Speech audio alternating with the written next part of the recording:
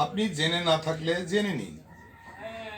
20 জানুয়ারি 2025 থেকে সারা দেশে ভোটার তালিকা হালনাগাদ কার্যক্রম শুরু হবে। তাহলে জানুন আপনার কি কি লাগবে। আপনার বয়স যদি 1/1/2007 বা তার পূর্বের হয় তাহলে অবশ্যই আপনি ভোটারের অন্তর্ভুক্ত হতে পারবেন।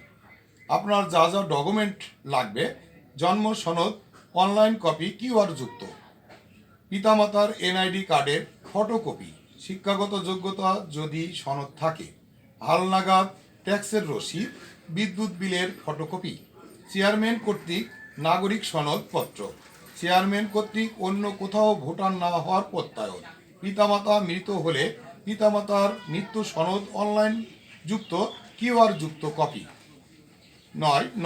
রক্তের গ্রুপ পরীক্ষার কাগজ, বিবাহিত হলে স্বামী স্ত্রীর এনআইডি কার্ডের ফটোকপি। আপনিও দেখুন, অন্যকে জানান, পোস্টটি শেয়ার করে আপনার পাশে ভোটার হতে অন্তর্ভুক্ত করুন। ধন্যবাদ সবাইকে।